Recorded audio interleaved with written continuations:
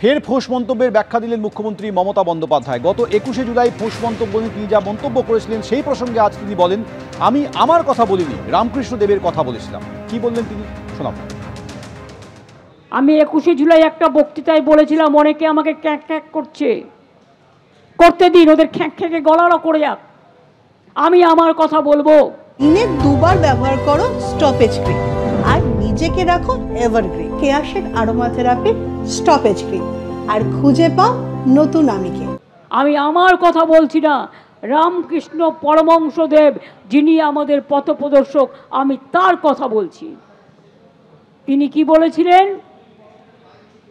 একটা সাপ তার কাছে আসতো, তিনি কথামৃতই কথা বলতে বলতে কথা বলতেন। তিনি বলেছিলেন, সাপটি তাকে এসে বলেছিল, তিনি বলেছিলেন সাপটাকে, তুমি কাউকে কামড়াবে না। কিন্তু সাপটা একদিন এসে বলল, প্রভু তোমার কথায় আমি তো কাউকে কামড়াই না, কিন্তু আমাকে অনেকে ঢিল মারে, লাঠি দিয়ে মারে, দেখো আমার গা দিয়ে রক্ত বেরোচ্ছে, তুমি আমাকে কামড়াতে বারণ করেছো, আমি তোমার কথা মেনে চলছি, কাউকে আমি কামড়াচ্ছি না, কিন্তু আমার উপর অত্যাচার হচ্ছে, তুমি আমাকে পথ বলে দাও। তখন ঠাকুর বললেন, আমি তোমাকে কামড়াতে বারণ করেছি, কিন্তু আমি তোমাকে ফোঁস করতে বারণ করিনি। মানুষের অধিকার সবার আছে, আপনারও আছে, আমারও আছে, আমাদের সবার আছে। এদিকে কর্মবিরতি ইস্যুতে ফের জুনিয়র ডাক্তারদের নিশানা করলেন তৃণমূল সাংসদ কল্যাণ বন্দ্যোপাধ্যায়। বললেন, কর্মবিরতি করছেন, আবার হাজিরা খাতায় সই করে স্টাইপেন্ড নিচ্ছেন, আন্দোলনের নামে প্রতারণা করছেন জুনিয়র ডাক্তাররা। আক্রমণে শ্রীরামপুরের তৃণমূল সাংসদ। একটা প্রশ্ন আছে আপনাদের কাছে, ডাক্তারদের কাছে, যারা এই স্ট্রাইকটা করেছেন, কর্মবিরতি মানে কি কাজ না করা, স্ট্রাইক করা, মানুষকে পরিষেবা না দেওয়া? তাই যদি হয়ে থাকে তাহলে আপনারা একদিকে যেমন কর্মবিরতি করছেন, আবার আরেকদিকে যে অ্যাটেন্ডেন্স রেজিস্টারে কি করে সই করলেন? এবং অ্যাটেন্ডেন্স রেজিস্টারে সই করার জন্য আপনারা 32,000 টাকা করে, 30 থেকে 32,000 টাকা করে স্টাইপেন্ডও উইথড্র করলেন। এটা কি করে হয়? এটা কি ফ্রড নয়?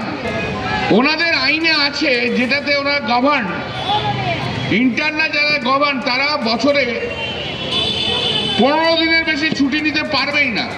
মানে 15 দিনের বেশি ছুটি নিলে নন কলেজিয়েট হয়ে যেতে হবে, পরীক্ষা দিতে পারবে না। আর আপনারা 55 দিন 59 দিন কাজ করবেন না বললেন, আবার অ্যাটেন্ডেন্স রেজিস্টারে কি করে সই করলেন? তাহলে ওই আইনের ফাঁকটাকে করার জন্য, বন্ধ করার জন্য। তার তঞ্চকতাটা তো আপনারা করলেন। আপনারা বলছেন আপনারা বিপ্লব করব, আর বিপ্লবের নামে তো তঞ্চকতা আপনারা করলেন বাংলার মানুষের সঙ্গে। এ আবার কি ধরনের কর্মবিরতি? কর্মবিরতিও করব, কাজও করব না, অ্যাটেন্ডেন্স রেজিস্টারে সই করব, আর স্টাইপেন্ডের টাকা নেব, এটা ফ্রড। আমরা কর্মবিরতিতে যখন ছিলাম তখন কিন্তু আমরা প্রত্যেকে হাসপাতালে উপস্থিত থেকে, সেই ধর্ণা মঞ্চে থেকে, এবং সেই ধর্ণা মঞ্চে আমাদের প্রতিবাদকে কিন্তু করছিলাম। সেটা আরজি কর হোক, medical college, SSKM, North Bengal, Sagar Dutta, প্রত্যেকটা জায়গায় নিজস্ব ধর্ণা মঞ্চ ছিল। তো সেই জায়গা থেকেই আমরা যে উপস্থিত আছি, আমরা যে প্রতিবাদ করার নামে বাড়ি গিয়ে ছুটি কাটাচ্ছি না, সেটা প্রমাণ করার জন্যই কিন্তু আমরা প্রত্যেক দিন গিয়ে, এবং সেটা সিনিয়র ফ্যাকাল্টি যারা ঊর্ধ্বতন কর্তৃপক্ষ, তাদের সাথে কথা হয়েই আমরা কিন্তু সেই সাইন করতাম এবং সেই প্রোটেস্ট মঞ্চে গিয়ে বসতাম। এবার এই ব্যাপারটাকে এরকম ঘুরিয়ে দেখানোর উদ্দেশ্য তার কি এবং কেন, সেটা তাকেই জিজ্ঞাসা করতে পারেন।